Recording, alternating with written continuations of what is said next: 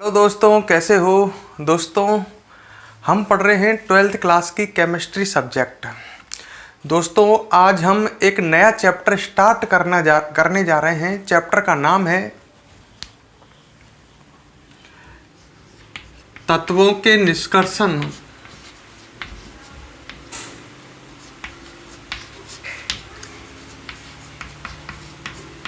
के सिद्धांत एवं प्रक्रम। तो आज हम एक नया चैप्टर स्टार्ट कर रहे हैं। चैप्टर का नाम है तत्वों के निष्कर्षण के सिद्धांत एवं प्रक्रम। ठीक है दोस्तों, ये है चैप्टर नंबर 6।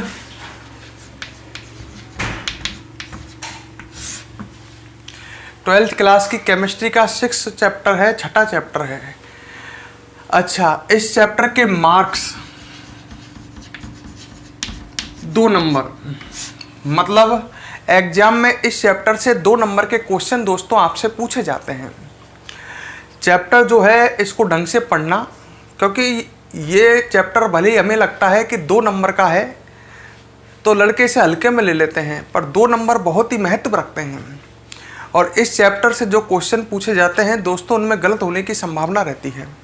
अगर आप चैप्टर को ढंग से पढ़ते हो, ढंग से समझते हो, तो इस चैप्टर में आप बहुत ही आसानी से पूरे मार्क्स ला सकते हो। ढंग से पढ़ना इसीलिए आपके बहुत काम आने वाला चैप्टर है। एक बात और, इस चैप्टर की जो PDF फाइल है वो आज की जो ये वीडियो है इसके कमेंट बॉक्स में डली हुई है, तो दोस्तों वहाँ से आप PDF को डाउनलोड कर लें। ठीक है, तो दोस्तों ये चैप्टर स्टार्ट करते हैं हम। सबसे पहले चैप्टर का नाम है तत्वों के निष्कर्षण के सिद्धांत एवं प्रक्रम। तो बात हम तत्व से स्टार्ट करते हैं कि तत्व क्या होते हैं। तो बात तत्व से स्टार्ट करते हैं। हम कहते हैं कि तत्व क्या है। लड़के 12th में पहुंच गए हैं पर ये भी नहीं जानते कि तत्व क्या है, तो इसलिए ढंग से सुने। तत्व वे पदार्थ हैं। तत्व क्या है समझो। तत्व वे पदार्थ हैं जिनमें अवयवी कण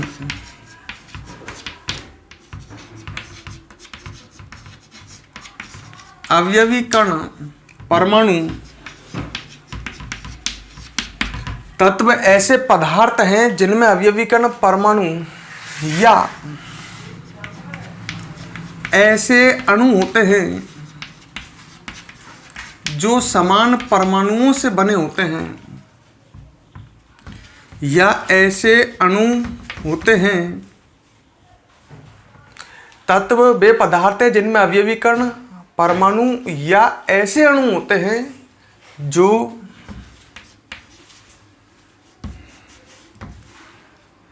समान परमाणुओं से निर्मित होते हैं।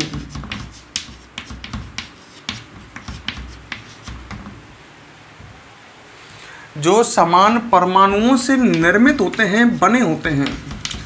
मेरी बात आप समझने की कोशिश करोगे तो समझ में आएगी। तो तत्व क्या है? वे पदार्थ हैं जिनमें अवयवी कण परमाणु या ऐसे अणु होते हैं जो समान परमाणुओं से निर्मित होते हैं, बने होते हैं। मतलब क्या है, ढंग से देखो। जैसे मैंने आपके सामने लिखा, कॉपर धातु। कौन सी धातु? कॉपर धातु। तो कॉपर धातु के अंदर कॉपर परमाणु होते हैं, ये आप तो जानते होंगे। धातु के अंदर परमाणु होते हैं। तो कॉपर धातु जो ये आपके सामने लिखी हुई है, अब मैं आपसे पूछता हूँ ये तत्व है या नहीं है? तो ये एक ऐसा पदार्थ है जिसमें अवयवी कण परमाणु है। सही है, ये ऐसा पदार्थ है जिसमें अवयवी कण कौन है? परमाणु है। तो ये जो है कॉपर धातु, ये तत्व है। तो मैं यही तो कह रहा हूँ, तत्व क्या होता है? तत्व वे पदार्थ होते हैं जिनमें अवयवी कण परमाणु होते हैं। सही है, और जितनी भी धातु हैं इस धरती पर, सभी धातुओं में अवयवी कण परमाणु होते हैं। तो सभी धातु जो होती हैं वो तत्व होती हैं। ठीक है, अब मैंने आपके सामने लिखी ऑक्सीजन गैस। ऑक्सीजन गैस जो होती है ये O2 अणुओं से मिलकर के बनी होती है। बात को समझ लो, ऑक्सीजन गैस अणुओं से बनी है और ऐसे अणुओं से बनी हैं जिनमें परमाणु समान हैं। ऐसे अणु हैं ये O2 अणु। O2 अणु में जो परमाणु हैं वो 2 O हैं, दोनों ही समान हैं। तो ये भी तत्व है। तो तत्व में अवयवीकरण अणु भी हो सकते हैं और ऐसे अणु होते हैं जो समान परमाणुओं से निर्मित होते हैं। तो ऑक्सीजन गैस भी एक तत्व है। समझ गए मेरी बात को? तत्व में अवयवीकरण परमाणु होते हैं या अणु होते हैं। अणु भी हो सकते हैं पर ऐसे अणु होते हैं जो समान परमाणुओं से बने होते हैं। क्लियर? अब मैंने आपके सामने लिखा जल। मैंने कहा कि क्या जल एक तत्व है? आप कहोगे नहीं। क्यों? क्योंकि जल में अवयवीकरण अणु तो हैं, H2O अणु, पर ये अणु जो हैं ये समान परमाणुओं से निर्मित नहीं हैं। जबकि तत्व में जो अणु होते हैं वो ऐसे होते हैं जो समान परमाणुओं से निर्मित होते हैं। ये अणु नहीं है, ये तत्व नहीं है, ये यौगिक है। तो जल एक यौगिक है। ऑक्सीजन गैस तत्व है। विभिन्न धातु, सभी धातु परमाणुओं से निर्मित होती हैं, ये भी तत्व होती हैं। तो अब मेरा मतलब समझ गए होंगे आप। तत्व वे पदार्थ हैं जिनमें अवयवीकरण परमाणु होते हैं या ऐसे अणु होते हैं जो समान परमाणुओं से निर्मित होते हैं। अच्छा, तो यहां तक कोई समझने में समस्या नहीं होगी दोस्तों। अब हम आगे बढ़ते हैं। हम करते हैं तत्व का वर्गीकरण या तत्वों का वर्गीकरण। ठीक है? तो अब मेरी बात को ढंग से सुनो। तत्व 3 प्रकार के होते हैं दोस्तों, ये आप जानते हैं, धातु, अधातु और उपधातु। तो हम लिख सकते हैं तत्व 3 प्रकार के होते हैं। नहीं जानते क्या? इसमें सब बात जानते हो। तत्व 3 प्रकार के होते हैं। सही है? देखो अभी मैं कॉपर धातु का जिक्र कर रहा था, वो धातु है, वो तत्व तो है पर कौन है? धातु है। मैंने ऑक्सीजन गैस की बात की। ऑक्सीजन गैस जो है ये अधातु है। तो तत्व 3 प्रकार के होते हैं। तत्व समझ गए आप? तत्व ऐसे पदार्थ हैं जिनमें अवयवीकरण या तो परमाणु होते हैं या ऐसे अणु होते हैं जो समान परमाणुओं से निर्मित हों। तत्वों का वर्गीकरण दोस्तों, तत्व कितने प्रकार के हैं? 3 प्रकार के हैं। नंबर 1 धातु। ठीक है? धातु में मैं शॉर्ट में लिखता हूं, ज्यादा डिटेल में पढ़ने की जरूरत नहीं है इसे। वे तत्व जो कठोर, चमकदार व विद्युत के चालक होते हैं, आघात वर्धनीय होते हैं, ऐसे कहते हैं ना। जो तत्व कठोर हैं, चमकदार हैं, वे विद्युत के चालक होते हैं, विद्युत के चालक होते हैं।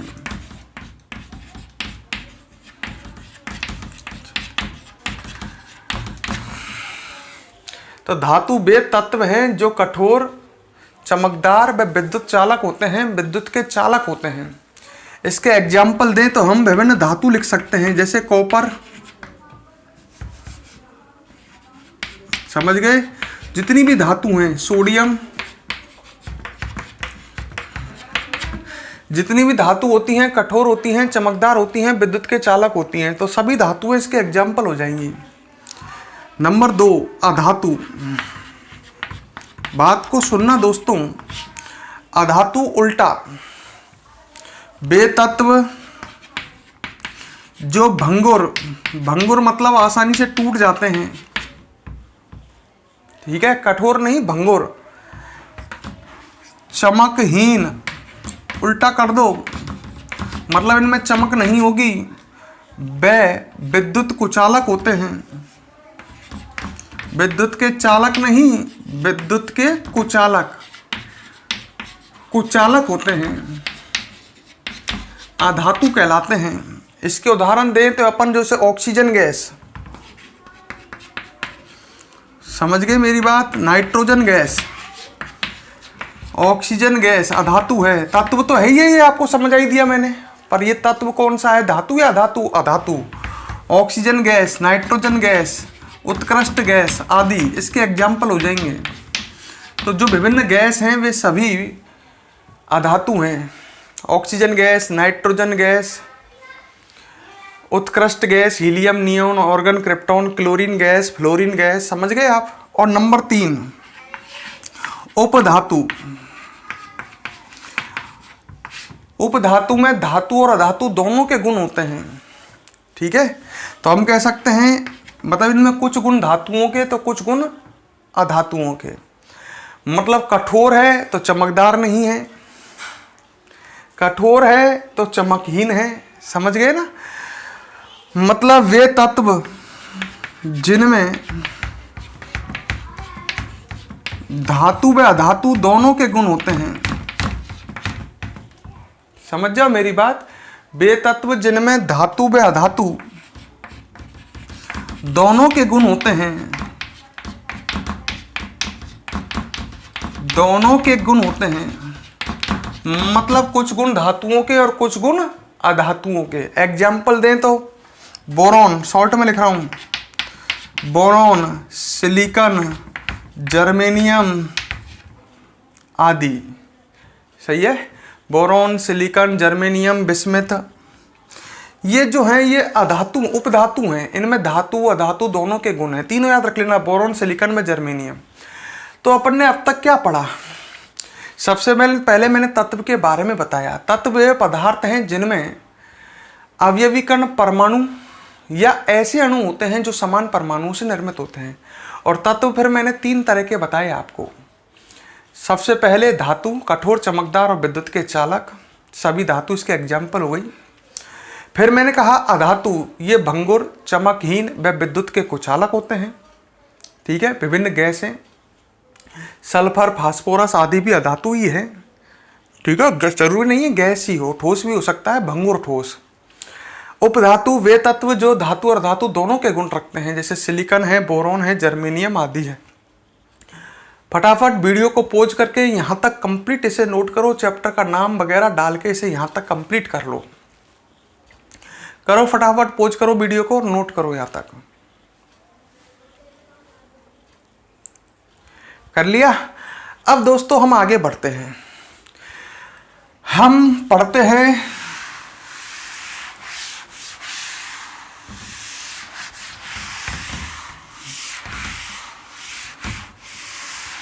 धातुओं की प्रकृति में उपलब्धता।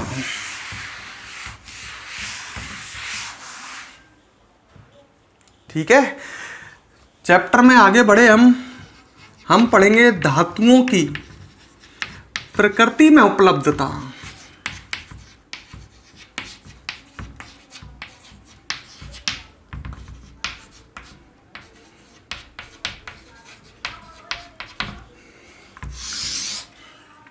अब सुनो मेरी बात आ गई धातुओं पर। चैप्टर को धातु निष्कर्षण भी कहते हैं। ठीक है, तो धातुओं की प्रकृति में उपलब्धता।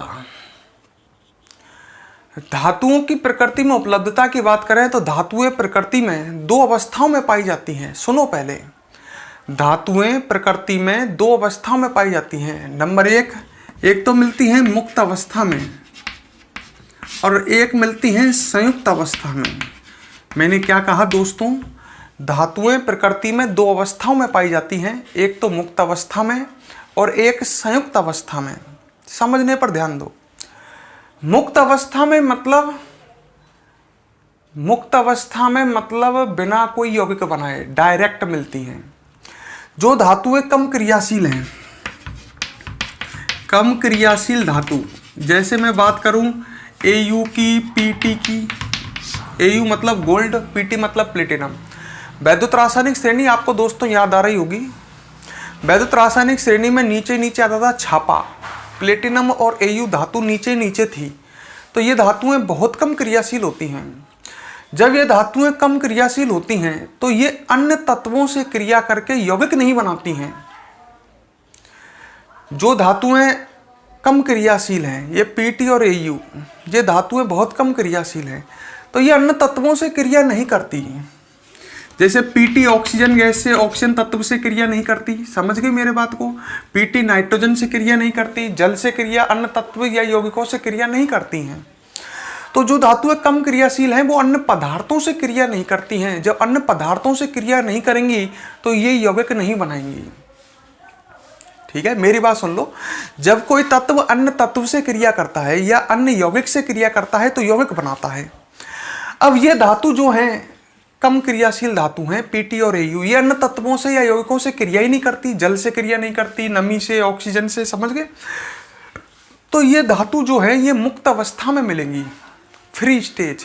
मतलब ये यौगिक नहीं बनाएंगी, जमीन में से डायरेक्ट गोल्ड ही निकलेगा, जमीन से डायरेक्ट प्लेटिनम निकलेगा, इसका कोई यौगिक नहीं निकलेगा। क्लियर? तो मेरी बात यहां तक क्लियर कर लो। अच्छा, संयुक्त अवस्था में जो धातुएं क्रियाशील हैं, इन धातुओं को छोड़ करके अन्य धातु क्रियाशील हैं। ये धातु अन्य तत्वों से क्रिया कर लेती हैं। जैसे कैल्शियम धातु है, ऑक्सीजन गैस से क्रिया करके CaO बना लेती है। मेरी बात समझो कि जो धातुएं क्रियाशील हैं वो अन्य पदार्थों से क्रिया करके यौगिक बना लेती हैं, तो ये मुक्त अवस्था में नहीं, संयुक्त अवस्था में मिलती हैं। संयुक्त अवस्था का मतलब है यौगिक के रूप में मिलती हैं। मैं सिंपल भाषा में कहूँ तो जो धातु हैं वो दो तरह से मिलती हैं, या तो संयुक्त अवस्था में, संयुक्त अवस्था का मतलब यौगिक बना करके, या मुक्त अवस्था में वे धातुएं मिलती हैं जो बहुत कम क्रियाशील होती हैं, जैसे पीटी और एयू। ये अन्य पदार्थों से क्रिया नहीं करती तो ये यौगिक नहीं बनाती, तो ये किस में मिलती हैं? मुक्त अवस्था में। बात को समझने की कोशिश करो। तो हम इस बात को लिख सकते हैं, समझ लो एक बार और समझना, बड़ी हार्ड बात है, वैसे समझ में आ जाएगी अगर आप दिमाग लगाओगे तो। धातुओं की प्रकृति में उपलब्धता, हम लिख सकते हैं धातुएं प्रकृति में दो अवस्थाओं में पाई जाती हैं, दो अवस्थाओं में पाई जाती हैं। नोट्स साथ साथ बनाएं, ज्यादा बेहतर है। दो अवस्थाओं में पाई जाती हैं।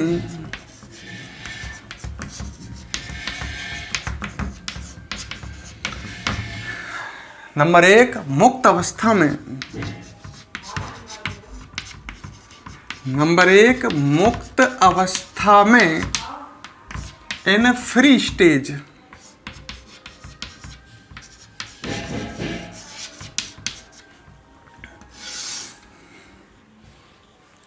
ठीक है। हम लिख सकते हैं जो धातुएं कैसी होती हैं? कम क्रियाशील होती हैं, कम क्रियाशील होती हैं।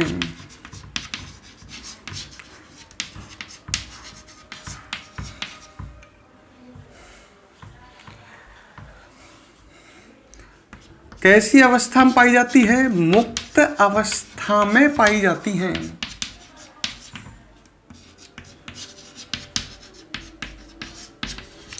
जो धातुएं कम क्रियाशील हैं, मुक्त अवस्था में पाई जाती हैं, ये धातुएं, बताओ मैं सही लिख रहा हूं क्या? आपके समझ में आ रहा है क्या? ये धातुएं अन्य पदार्थों से क्रिया कर यौगिक निर्मित नहीं करती हैं। अन्य पदार्थों जैसे लिख सकता हूं नमी मतलब जल है, वायुमंडल गैसें, वायुमंडलीय गैसें आदि से क्रिया कर यौगिक नहीं बनाती हैं, क्योंकि ये कम क्रियाशील है ना, क्रिया ही नहीं करेंगी। आदि से क्रिया कर यौगिक नहीं बनाती हैं।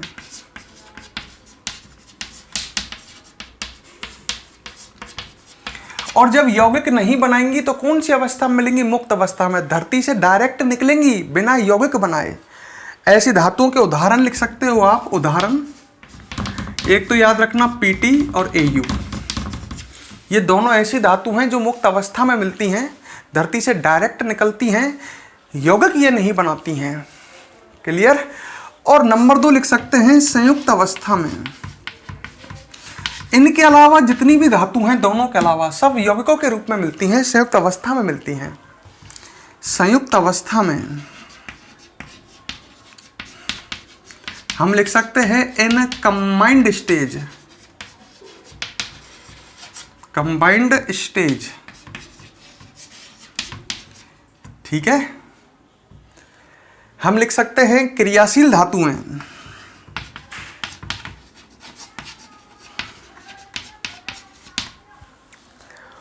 संयुक्त अवस्था में पाई जाती हैं। संयुक्त अवस्था में पाई जाती हैं।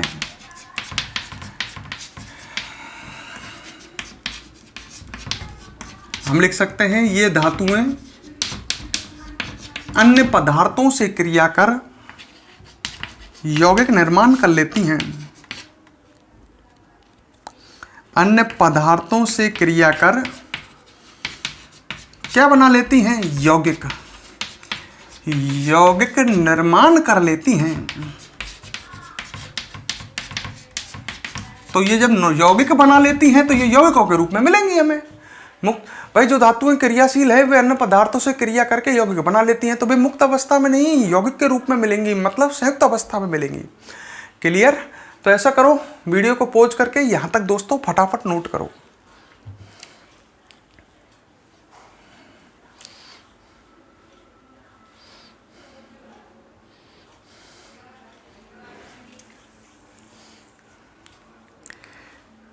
कर लिया नोट? अब हम आगे बढ़ते हैं। मैं आपसे दो शब्दों की बात करता हूं, खनिज और अयस्क।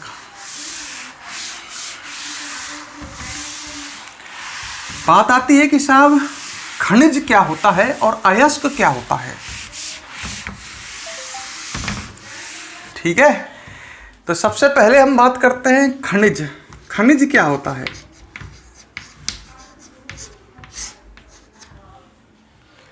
ठीक है, खनिज क्या होता है? खनिज होता है जमीन से निकलने वाला धातुओं का यौगिक। हम कह सकते हैं जमीन से निकलने वाले, ढंग से सुनो और समझो, जमीन से निकलने वाले धातुओं के यौगिक, धातुओं के यौगिक खनिज कहलाते हैं।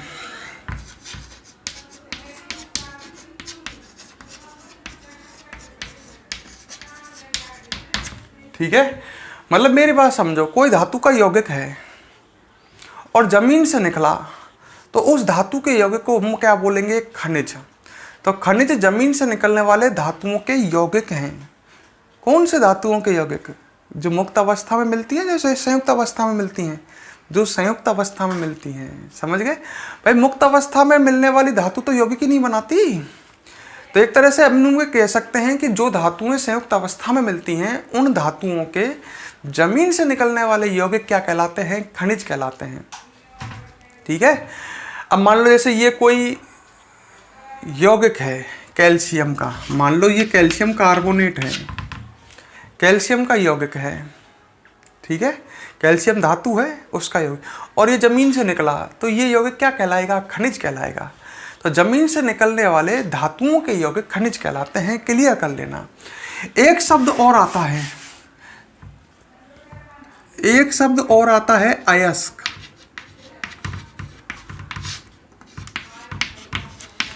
अयस्क क्या होते हैं?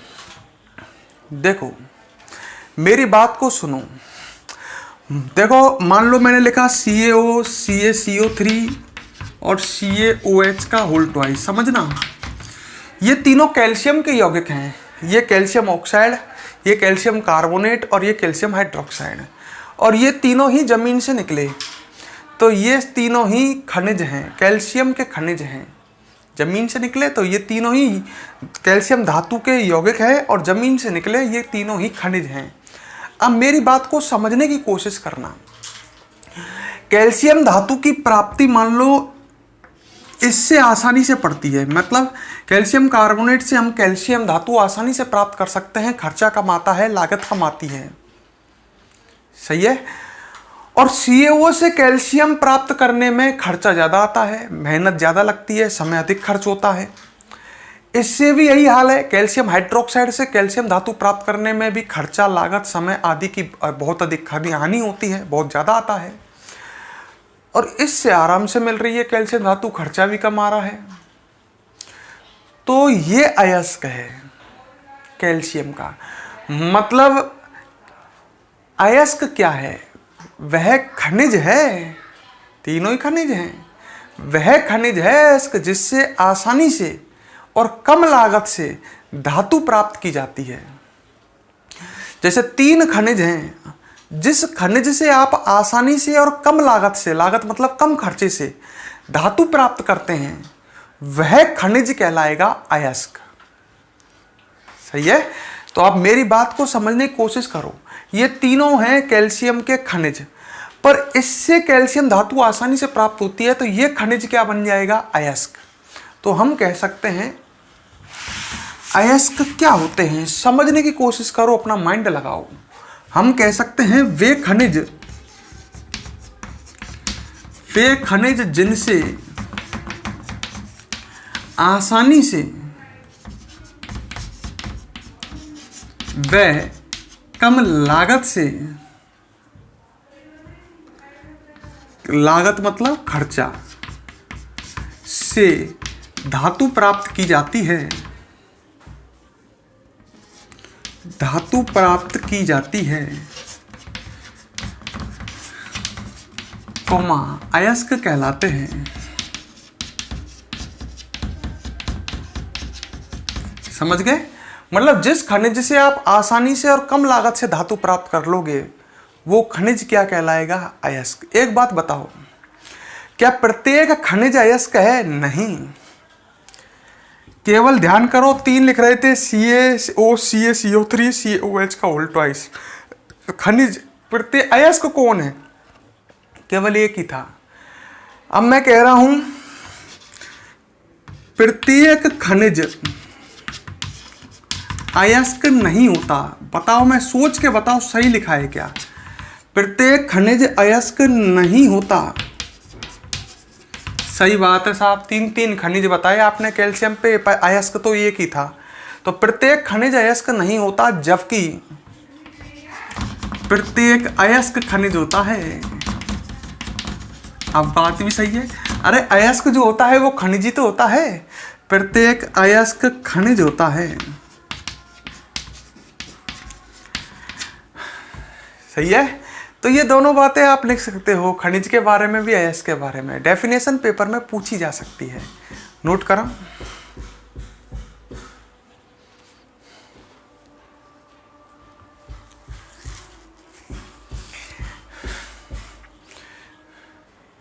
हाँ दोस्तों, ये आपने नोट कर लिया। अब मेरी बात सुनो, मैं कुछ बात बताता हूं।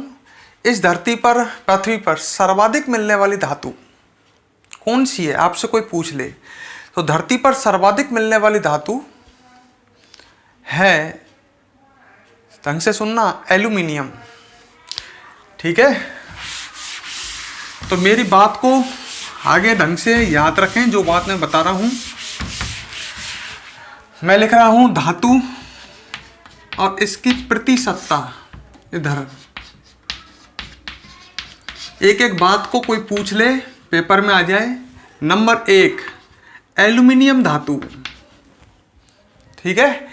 ये 8.3% उपस्थित है धरती पर, मतलब भार अनुसार 8.3% भार अनुसार। जैसे हम पृथ्वी का वजन 100 ग्राम माने, तो इसका वजन है 8.3 ग्राम पृथ्वी पर। मतलब पृथ्वी के कुल वजन का 8.3% वजन एल्यूमिनियम धातु बनाती है। ठीक है? और ये सबसे अधिक मिलने वाली धातु है इस धरती पर। दूसरी सर्वाधिक मिलने वाली धातु है आयरन, लोहा, Fe, जो मिलती है लगभग 5.3% के आसपास। ठीक है? कितने प्रतिशत है? लगभग 5.3%। और तीसरी है कैल्शियम, ये लगभग मिलती है 3.1%। तो आप तो ये याद रखें कि सबसे अधिक मिलने वाली धातु कौन सी है? एल्यूमिनियम। दूसरी सर्वाधिक मिलने वाली धातु कौन सी है? आयरन। और तीसरी सर्वाधिक मिलने वाली धातु कौन सी है? कैल्शियम। ठीक है? दूसरी बात, एक तो ये याद रखना है आपको, और एक बात ये भी याद रखनी है, एक आपने सुना होगा रूबी, जिसको माणिक्य भी कहते हैं। ये रत्न प्रस्तर है, रत्न प्रस्तर मतलब हाथों में पहने जाने वाले एक आभूषण है। आभूषण ही तो है ये, रूबी, नीलम सुने होंगे। रूबी जिसको माणिक्य भी कहते हैं। ये क्या होता है? Al2O3 जो होता है उसमें क्रोमियम की अशुद्धि प्रेजेंट हो, ढंग से सुनना मेरी बात को। Al2O3 में Al2O3 जो है एक यौगिक है एल्यूमिनियम का, इसमें अगर क्रोमियम की अशुद्धि प्रेजेंट है तो इसे बोलते हैं रूबी या माणिक। अपने बुक में दे रखा है इसलिए आपको याद रखना है कि रूबी या माणिक क्या है। Al2O3 में क्रोमियम की अशुद्धि उपस्थित होने पर उसे रूबी या माणिक कहते हैं। और एक ये भी याद रखें नीलम, ये भी रत्न प्रस्तर है, हाथों में पहने जाने वाला, अंगूठी वगैरह में नीलम, इसको बोलते हैं, एक नाम और है इसका ब्लू सफायर। ब्लू सफायर जो होता है नीलम, ये होता क्या है, जब Al2O3 में कोबाल्ट की अशुद्धि हो, CO कोबाल्ट की अशुद्धि उपस्थित हो तो उसे हम नीलम कहते हैं। मतलब रूबी और नीलम दोनों Al2O3 हैं। यौगिक कौन से हैं? Al2O3। जब Al2O3 में क्रोमियम की अशुद्धि है तो उसे रूबी कह देंगे, और जब Al2O3 में कोबाल्ट की अशुद्धि है तो उसे नीलम कह देंगे। तो इसको भी पूरे को आप कॉपी में ऐसे के ऐसे ही नोट कर लो, समझ जाओगे।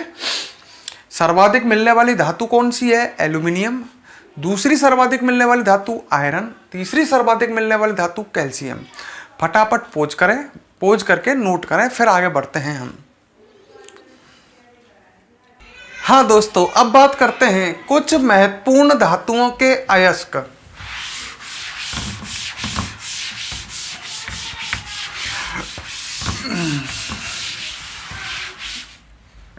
ये इंपॉर्टेंट है, याद रखना।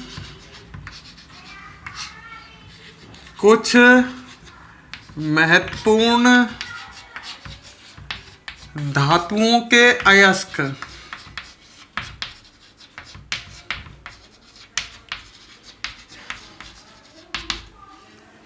ठीक है, पहली महत्वपूर्ण धातु है हमारी एल्यूमिनियम।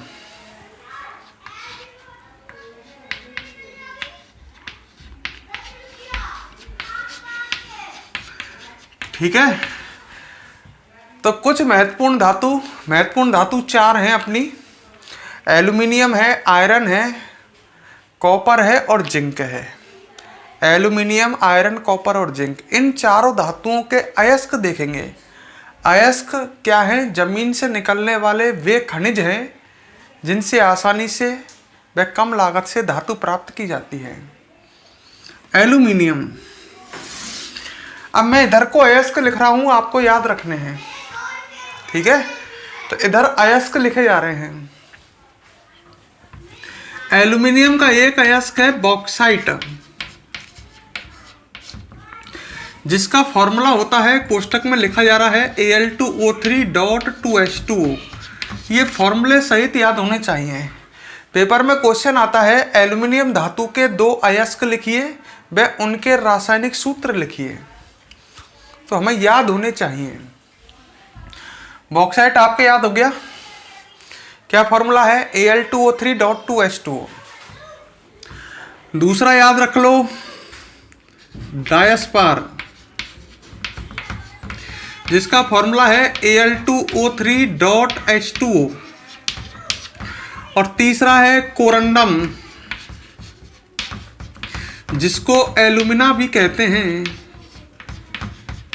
जिसका फॉर्मूला है, डायरेक्ट ऐसे लिख रहा हूं मैं सामने, फॉर्मूला है Al2O3। तो तीनों अयस्क याद कर लो बॉक्साइट, इसके एल्यूमिनियम के। पहला बॉक्साइट, क्या फॉर्मूला है? Al2O3.2H2O। डायस्पार Al2O3.H2O और कोरंडम Al2O3। अब ब्लैक बोर्ड की तरफ या कहूँ मोबाइल की तरफ ना देखें और डायरेक्ट बताएं, मैं पूछता हूँ बॉक्साइट का फॉर्मूला। हाँ, Al2O3.2H2O। डायस्पार Al2O3.H2O। Corundum Al2O3। ठीक है, अब अगला फेल्सपार, इसका फॉर्मूला है KAlSi3O8। ये फेल्सपार है, एक क्रायोलाइट होता है। ये सभी एल्यूमिनियम का अयस्क हैं। क्रायोलाइट का फॉर्मूला होता है Na3Al(F6). तो दो और याद करो, फेल्सपार याद करो पहले। क्या फॉर्मूला है? KAlSi3O8। क्रायोलाइट याद करो, क्या फॉर्मूला है? Na3Al(F6). ठीक है। एक ये याद करो, कियोनीलाइट। कियोनीलाइट, इसका फॉर्मूला है Al2O3.2SiO2.2H2O। ऐसे याद कर लो, जो बॉक्साइट का फॉर्मूला था उसमें बीच में 2SiO2 और बढ़ा दिया, ये कियोनीलाइट बन गया। Al2O3.2SiO2.2H2O। ठीक है। और एक लास्ट में अभ्रक, ये सुना होगा आपने, अभ्रक। अभ्रक भी एल्यूमिनियम का एक अयस्क है जिसका फॉर्मूला है K2O। ठीक है। K2O 3Al2O3.6SiO2, बहुत बड़ा फॉर्मूला है, .2H2O। ये अभ्रक है।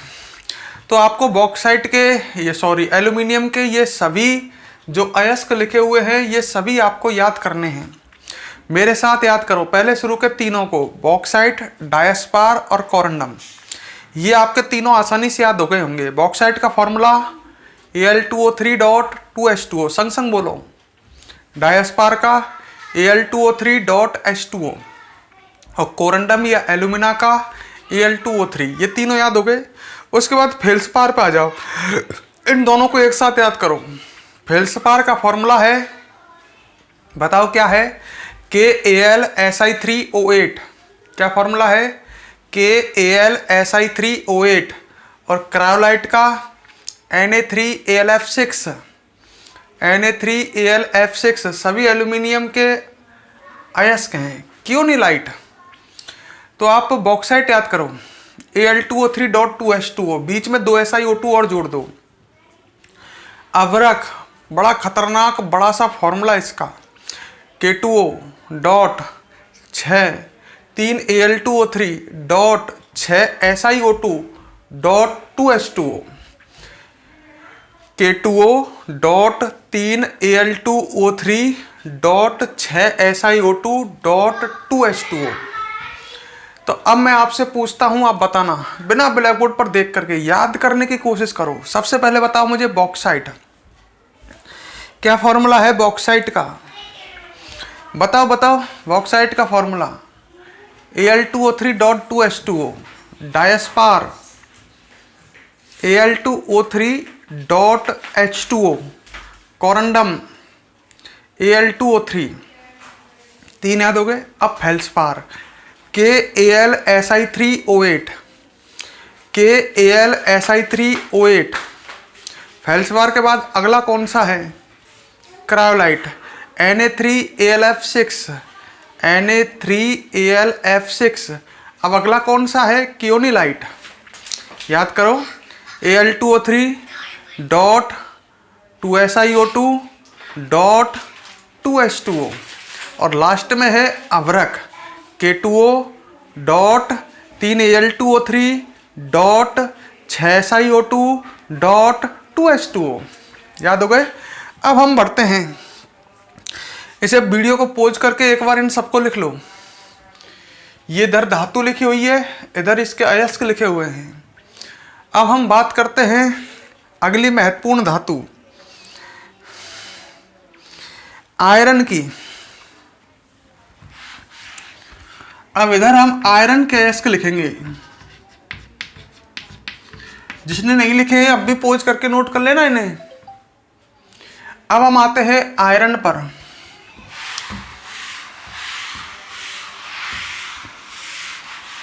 ठीक है, तो सबसे पहले आयरन के अयस्क, सबसे पहले लिखते हैं नंबर 1।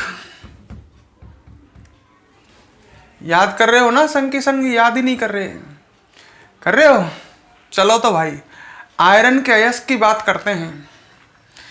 नंबर 1, सबसे पहले हेमेटाइट आयरन का अयस्क है, फॉर्मूला होता है Fe2O3, ये आराम से याद हो जाएंगे। और अगला है मैग्नेटाइट, ये दोनों फेमस हैं। मैग्नेटाइट इसका फॉर्मूला है Fe3O4। पहले इन दोनों को याद करो फिर आगे बढ़ते हैं। हेमेटाइट Fe2O3 और मैग्नेटाइट Fe3O4, ये दोनों याद हो गए। दोनों को दोबारा याद कर लो। हेमेटाइट क्या है Fe2O3 और मैग्नेटाइट क्या है Fe3O4। फिर इसके बाद है लिमोनाइट, इसको भूरा हेमेटाइट भी कहते हैं। लिमोनाइट इसको भूरा मैग्नेटाइट भी कहते हैं, भूरा मैग्नेटाइट या लिमोनाइट, ज़्यादा फेमस नाम लिमोनाइट ही है। फॉर्मूला है 2Fe2O3.3H2O। पहले इन तीनों को याद करो फिर मैं आगे बढ़ता हूँ। हेमेटाइट का फॉर्मूला बताओ Fe2O3, magnetite Fe3O4, limonite 2Fe2O3.3H2O। ठीक है, अब हम याद करते हैं सिडेराइट। सिडेराइट जिसका फॉर्मूला है FeCO3 और लास्ट में आयरन पाइराइट। जिनके नाम में पीछे पाइराइट आ जाए तो आप समझ जाना वो सल्फर अयस्क हैं, मतलब इसमें सल्फर होगा। इसका फॉर्मूला है FeH2, ये सल्फर युक्त अयस्क है आयरन का। तो पांचों ने याद कर लो, यही पूछे जाते हैं आपसे। सबसे पहले हेमेटाइट क्या फॉर्मूला है Fe2O3, मैग्नेटाइट क्या फॉर्मूला है Fe3O4, तीसरा लिमोनाइट या भूरा मैग्नेटाइट क्या फॉर्मूला है 2Fe2O3.3H2O। ठीक है, दो सरल सरल से सिडेराइट FeCO3 आयरन कार्बोनेट, और एक है लास्ट में आयरन पाइराइट, क्या फॉर्मूला है FeH2।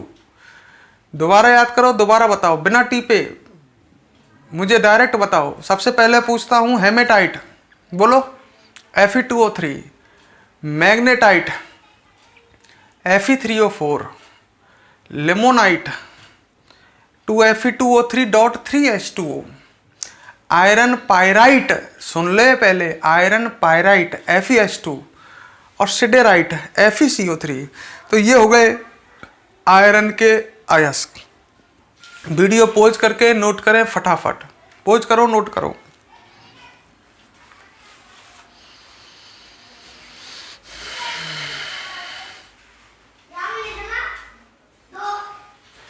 कर लिया। और अब हम बढ़ते हैं तीसरी महत्वपूर्ण धातु पर, कॉपर। तांबा बोलते हैं जिसे। अब इसके अयस्क आ जाओ इधर।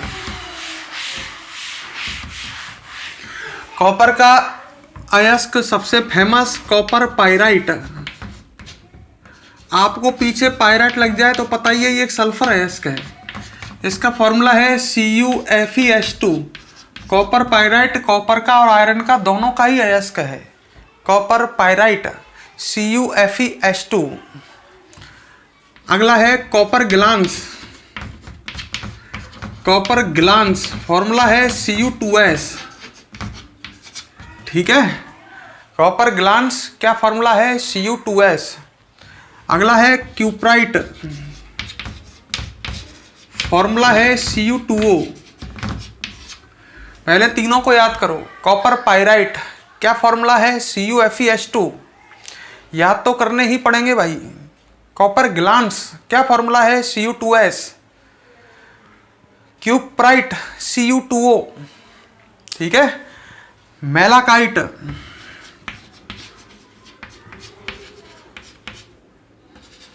फॉर्मूला है CuCO3.CuOH का होल ट्वाइस। ये है मैलाकाइट, ये कॉपर का अयस्क है CuCO3 Cu.OH का होल ट्वाइस, CuCO3.CuOH का होल ट्वाइस। और एक इससे मिलता जुलता और है एजुराइट। एजुराइट, जिसका फॉर्मूला है 2CuCO3, मतलब CuCO3 इसमें डबल है, इससे दुगुना है CuCO3 इसमें। ये एक तो ये दो लगा देना, आगे एजुराइट बन जाएगा। पांचों को याद करो। सबसे पहले कॉपर पायराइट, क्या फॉर्मूला है? CuFeS2। फिर कॉपर ग्लांस, क्या फॉर्मूला है? Cu2S। फिर क्यूपराइट, क्या फॉर्मूला है? Cu2O। फिर मेलाकाइट, CuCO3.CuOH का होल ट्वाइस, लिख करके याद करें। और फिर एजुराइट, क्या फॉर्मूला है? 2CuCO3.CuOH का होल ट्वाइस। क्लियर? अच्छा, अब लास्ट में जिंक। नोट कर लेना पहले, इसे वीडियो को पॉज करके पहले से नोट करो, फिर आगे बात करते हैं। नोट करो, कर लिया। अब हम बात करते हैं जिंक की। Number 4, zinc. जिंक जस्ता, ठीक है। इसके अयस्क की बात करते हैं। सबसे पहले जिंक ब्लेंड, इसका अयस्क है जिंक ब्लेंड, फेमस अयस्क है जिंक ब्लेंड। फॉर्मूला है ZnS। और एक जिंकाइट, फॉर्मूला है ZnO।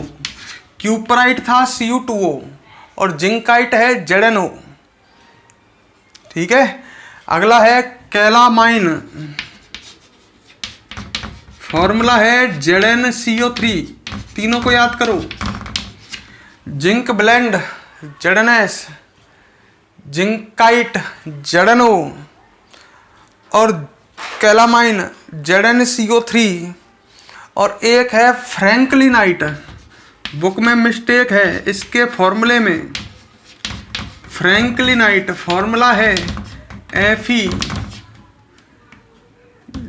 ZnFe2O4, ZnFe2O4। बुक में लिख रहा है ZnFe3O4, वो मिस्टेक है, ये सही है। तीनों को याद, चारों को याद कर लो। जिंक का अयस्क जिंक ब्लेंड, क्या फॉर्मूला है? ZnS। जिंकाइट, क्या फॉर्मूला है? ZnO। कैलामाइन ZnCO3 और फ्रैंकलिनाइट ZnFe2O4। तो ये आपको याद होने चाहिए, ठीक है। अब हम आगे बढ़ते हैं। उससे पहले इस वीडियो को पॉज करके यहां तक नोट करें।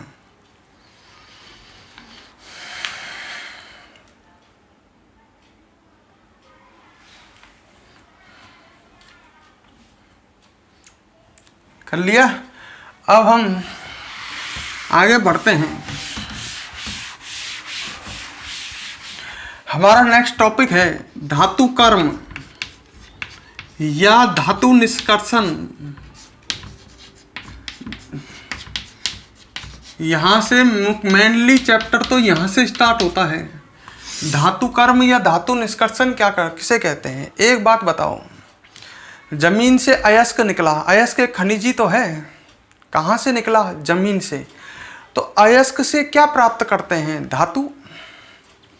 अयस्क से धातु प्राप्त करने की जो औद्योगिक प्रक्रिया है, उद्योगों में जो प्रक्रिया काम आती है, उस औद्योगिक प्रक्रिया को हम धातु कर्म या धातु निष्कर्षण कहते हैं। दोबारा सुन लो, जमीन से अयस्क निकला, उससे धातु प्राप्त करते हैं, तो उद्योगों में ही तो करते हैं। उद्योगों में जो औद्योगिक प्रक्रिया काम आती है अयस्क से धातु प्राप्त करने के लिए, उस औद्योगिक प्रक्रिया को बोलते हैं धातु निष्कर्षण।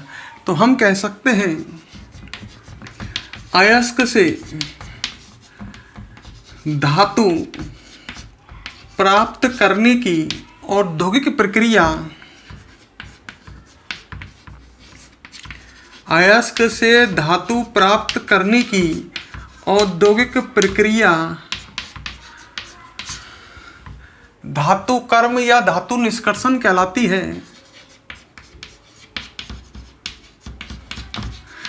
तो दोस्तों, अयस्क से धातु प्राप्त करने की औद्योगिक प्रक्रिया धातु कर्म या धातु निष्कर्षण कहलाती है। क्लियर? ये समझ में आ गया। अब आगे देखो, धातु कर्म के पद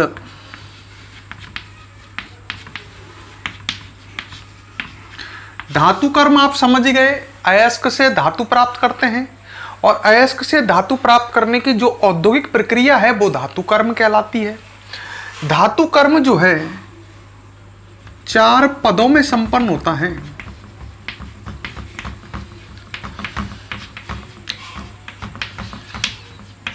धातु कर्म कितने पदों में संपन्न होता है दोस्तों? 4। तो धातु कर्म के 4 पद हैं। पहला पद है, मतलब धातु कर्म के 4 पद है, इसका मतलब क्या है? अयस्क से धातु प्राप्त करने की प्रक्रिया 4 पदों में संपन्न होती है।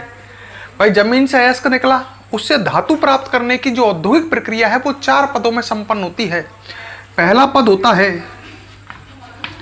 अयस्क को तोड़ना व पीटना,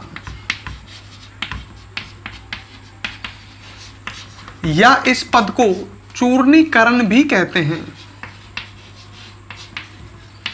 दोस्तों ढंग से समझो, जमीन से अयस्क निकला तो सबसे पहले उसे, अयस्क जब जमीन से निकलता है तो वो छोटे बड़े टुकड़ों के रूप में होता है, तो उसे तोड़ा व पीटा जाता है जिससे अयस्क चूर्णित हो जाता है। तो सबसे पहला पद हो गया अयस्क को तोड़ना या पीटना। जब अयस्क को आप तोड़ोगे पीटोगे तो अयस्क चूर्णीकृत हो जाता है, बारीक चूर्ण के रूप में हो जाता है। ये पहला पद हो गया। फिर इसके बाद क्या करते हैं? नंबर 2, चूर्णित अयस्क का सांद्रण। समझ गए? जो अयस्क है वो चूर्णित हो चुका है, फिर उसका सांद्रण करेंगे। सांद्रण का मतलब क्या है? उस अयस्क में उपस्थित मिट्टी, रेत, कंकड़ आदि की अशुद्धियों को दूर करेंगे। अयस्क जमीन से निकलता है तो दोस्तों आपको पता होना चाहिए अयस्क में मिट्टी, रेत, कंकड़ आदि की अशुद्धियां उपस्थित होती हैं। जब अयस्क को चूर्णित करते हैं तो वो अशुद्धियां भी चूर्णित हो जाती हैं। तो सेकंड पद में क्या करते हैं? चूर्णित अयस्क का सांद्रण, अर्थात चूर्णित अयस्क में उपस्थित मिट्टी, रेत, कंकड़ आदि की अशुद्धियों को दूर करते हैं। फिर आता है थर्ड स्टेप, सांद्रित अयस्क से अशुद्ध धातु की प्राप्ति।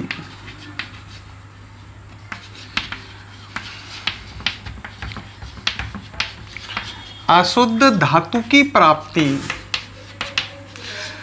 जब अयस्क का सांद्रण हो जाता है तो उसको बोलेंगे सांद्रित अयस्क। सांद्रित मतलब उससे मिट्टी, रेत, कंकड़ हट जाते हैं। फिर सांद्रित अयस्क से धातु प्राप्त करते हैं, पर वो धातु शुद्ध नहीं होती है। कैसी होती है? अशुद्ध। तो थर्ड स्टेप ही हो गया। और लास्ट स्टेप में, अंत में, अशुद्ध धातु का शुद्धिकरण करेंगे। शुद्धिकरण करने पर अशुद्धियां जो हैं उनमें वे भी हट जाती हैं और अशुद्ध धातु शुद्ध धातु में बदल जाती है और हमें इस तरह अयस्क से शुद्ध धातु मिल जाती है।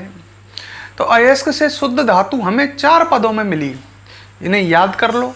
पहले पद में अयस्क को तोड़ना व पीटना, दूसरे पद में चूर्णित अयस्क का सांद्रण मतलब मिट्टी, रेत, कंकड़ आदि की अशुद्धियां दूर करना। थर्ड स्टेप में सांद्रित अयस्क से अशुद्ध धातु की प्राप्ति। और लास्ट स्टेप में जो अयस्क है उसका क्या करते हैं, जो धातु मिल गई हमको लास्ट स्टेप में, तो अशुद्ध धातु का अंत में क्या करते हैं? शुद्धिकरण करते हैं। अब दोस्तों इस चैप्टर की भूमिका यहाँ बन जाती है। तो हमें ये चारों पद ही इस चैप्टर में पढ़ने हैं पूरे डिटेल में। बड़े बड़े पद हैं ये तो केवल हेडिंग हुई अभी। तो सबसे पहले पढ़ेंगे हमें इसको तोड़ना व पीटना व चूर्णीकरण, फिर इसके बाद ये पद और अंत में ये पद। जब आप चारों पद पढ़ लोगे तो ये चैप्टर ही कंप्लीट हो जाएगा। ठीक है? और जब चैप्टर कंप्लीट हो जाएगा तो आप क्या सीखोगे? ये चैप्टर आप समझाएगा, आपको सिखाएगा कि अयस्क से धातु कैसे प्राप्त करते हैं। कोई अयस्क है उससे धातु कैसे प्राप्त करोगे, क्योंकि ये चारों पद जो हैं ये कंप्लीट हो जाएंगे तो हम समझ जाएंगे धातु कर्म क्या है। अयस्क से धातु प्राप्त करने की औद्योगिक प्रक्रिया को ये पद ही तो समझाएंगे हमें। तो आप मेरी बात समझ गए होंगे कि हमें क्या करना है। दोस्तों अगर ये वीडियो आपको पसंद आई है तो लाइक और कमेंट इस पर ज़रूर करें। संग संग पढ़ें, वीडियो थोड़ी बड़ी आएंगी अब, लगभग 1 घंटे की वीडियो आएगी और हम इस चैप्टर को जल्दी से जल्दी कंप्लीट करने की कोशिश करेंगे। चैप्टर को आप संग संग पढ़ें, आप भी आसानी से कंप्लीट कर लेंगे। एक बार और लास्ट में सूचना दे देता हूँ, इस चैप्टर की जो PDF है PDF फाइल आज की जो वीडियो डली है, ये जो फर्स्ट पार्ट है, इसके कमेंट बॉक्स में डली हुई है, तो वहाँ से डाउनलोड कर लें। वैसे मैं आपसे सलाह देता आया हूँ कि नोट्स आप साथ साथ बनाएं, क्योंकि मैं नोट्स आपसे बनवाता चलता हूँ। फिर भी PDF को डाउनलोड कर लो, कभी कुछ पढ़ना हो, कुछ समझ में नहीं आए तो PDF आपके पास उपस्थित हो। ठीक है दोस्तों, अब हम आपसे नेक्स्ट क्लास में मिलेंगे, नेक्स्ट वीडियो में मिलेंगे और तब आपसे कंसल्ट करेंगे। तो एक बार और रिवीजन करा देता हूँ मैं क्या क्या पढ़ा हमने, उसके बारे में देख लेते हैं। सबसे पहले दोस्तों मैंने स्टार्ट किया था इसे आज की वीडियो तत्व से। ये तत्व क्या होता है याद आ गया, पहला क्वेश्चन ये बना। फिर मैंने तत्व का वर्गीकरण किया था। तत्व 3 तरह के बताए थे, धातु, अधातु और उपधातु। क्लियर। फिर इसके बाद मैंने धातुओं की प्रकृति में उपलब्धता बताई थी, ध्यान करो, एक मुक्त अवस्था में और एक संयुक्त अवस्था में। अधिक क्रियाशील जो धातु हैं, या यूँ कहूँ कम क्रियाशील जो धातु हैं, वे मुक्त अवस्था में मिलती हैं और अधिक क्रियाशील धातु संयुक्त अवस्था में मिलती हैं। क्लियर। उसके बाद मैंने कुछ धातुओं के, कुछ महत्वपूर्ण धातुओं के, फिर उसके बाद मैंने खनिज और अयस्क को परिभाषित किया था, ध्यान है। खनिज जमीन से निकलने वाले धातुओं के यौगिक, और जिन खनिज से आसानी से धातु प्राप्त हो जाती है वो अयस्क। क्लियर। कुछ महत्वपूर्ण धातुओं के अयस्क बताए थे, 4 धातुओं के, एल्यूमिनियम के, ध्यान आ रहे होंगे, बॉक्साइट याद है, डायस्पार, कोरंडम, फेल्सपार बताए थे, याद नहीं आए, क्रायोलाइट, कियोनिलाइट, अभ्रक। फिर ऐसे ही आयरन के hematite, magnetite, limonite, siderite, iron pyrite. फिर मैंने तांबे के बताए थे, कॉपर पायराइट, कॉपर ग्लांस है, क्यूपराइट, मेलाकाइट, एजुराइट, और लास्ट में जिंक के, जिंक ब्लेंड, जिंकाइट। तो आप इनको याद करना, ये जरूरी है याद करना। उसके बाद मैंने धातु कर्म बताया था कि धातु कर्म या धातु निष्कर्षण क्या होता है, और धातु निष्कर्षण 4 पदों में संपन्न होता है। इन 4 पदों की भी आपसे चर्चा की है। बीच में मैंने आपको यह भी बताया था कि इस धरती पर सबसे अधिक मिलने वाली धातु कौन सी है, कौन सी है, एल्यूमिनियम। सेकंड सबसे अधिक मिलने वाली धातु आयरन, और थर्ड सबसे अधिक मिलने वाली धातु कौन सी है, कैल्शियम। इस धरती पर मिलने वाला सबसे अधिक मिलने वाला तत्व कौन सा है, सबसे अधिक मिलने वाला तत्व है ऑक्सीजन, 46.6%। दूसरा सबसे अधिक मिलने वाला तत्व कौन सा है, सिलिकॉन है। ऑक्सीजन सबसे अधिक मिलने वाला तत्व है वो अधातु है, सिलिकॉन उपधातु है, दूसरे नंबर पर सबसे अधिक मिलने वाला तत्व है। और कोई पूछे सबसे अधिक मिलने वाली धातु कौन सी है, तो वो हो गई एल्यूमिनियम। सबसे अधिक मिलने वाला तत्व है ऑक्सीजन। तो क्लियर आज की वीडियो, कोई समस्या हो बता देना कमेंट बॉक्स में लिख करके। अब हम आपसे नेक्स्ट क्लास में मिलेंगे। ओके।